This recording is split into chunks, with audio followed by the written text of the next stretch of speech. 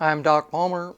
I'm the author of McGraw-Hill's best-selling reliability book, the Maintenance Planning and Scheduling Handbook. Maintenance planning and scheduling is a best practice that can actually give us a competitive edge, especially because the techniques are a little bit hard to get. We want to run planning as a Deming cycle, admitting we're not perfect, and we want to fully load schedules to defeat Parkinson's law. Last time, this time and the next time, we're talking about maintenance strategy and organizational clarity. Last time we talked about our strategy coming from work orders and working with operations. And we're using some sort of strategy such as reliability-centered maintenance to determine what kind of maintenance we should do in our different assets. Could be engineering work to replace or modify inherently unreliable assets, either with work orders, projects that go to us as work orders, or projects that actually go to contractors. It could be operators doing maintenance. It could be predictive maintenance, which is high-tech maintenance, and preventive maintenance, which is essentially low-tech maintenance. All these different things are feeding work orders into the maintenance planning department. Maintenance plans go to execution.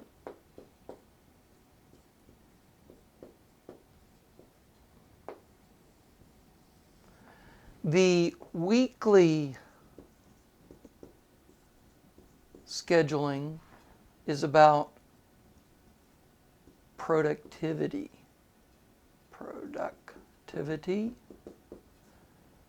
The daily scheduling is actually about quality.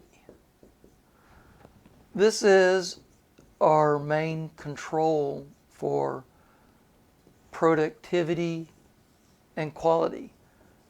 The weekly schedule is productivity control to defeat Parkinson's law. The question is, how much work can we do next week? Well, we have 10 people. Nobody's on vacation or training. They're each working 40-hour week.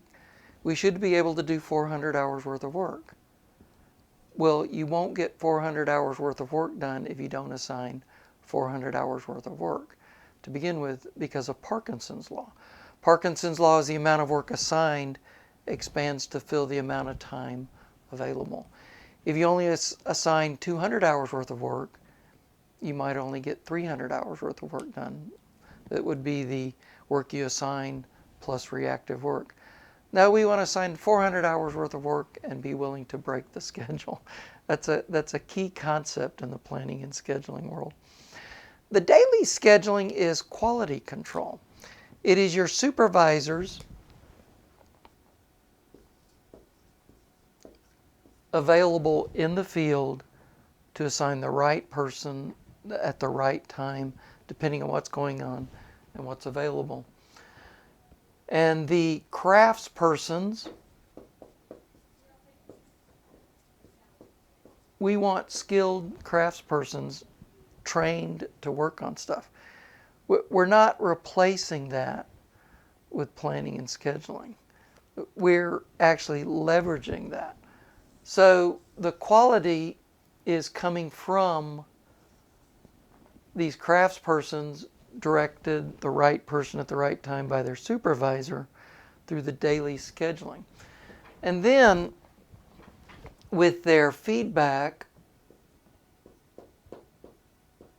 this is the feedback on the work orders from these skilled craftspersons, where the right person, the best person at the time, been assigned by their supervisor.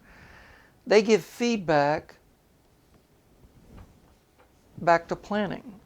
And the planning files, whether it's electronic or paper, we update those. So what the planning program is actually doing is doing triage on the work order that's coming in for the skilled craftsperson that's going to do the execution of the work. And then over the years, we want to institutionalize that memory of the craftsperson that made the judgment on exactly what we should do with the job. The craftsman might be gathering the right O&M manuals. They might be learning and developing their own judgment what to do. The planner's trying to do some of that. But the planner's main role is to incorporate that knowledge as we learn. This is running that Deming cycle of plan, do, check, act.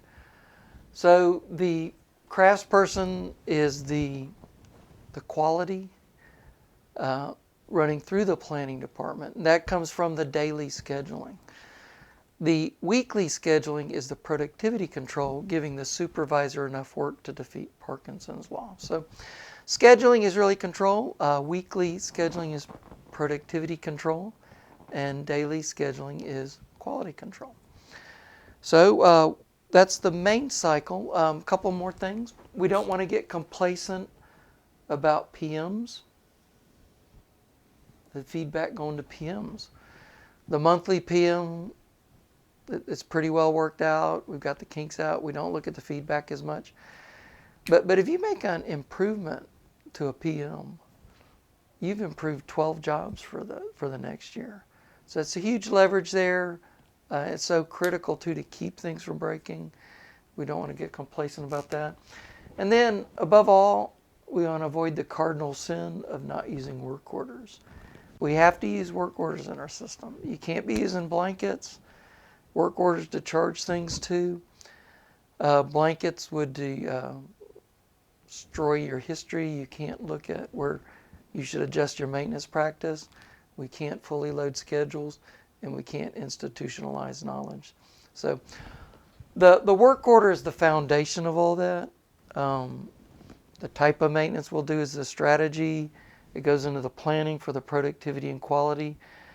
And next time, we'll actually be talking about the management of that a little more than some of the support areas such as inventory. So thanks for letting me join your maintenance family today, be a part of that, and thanks for joining me.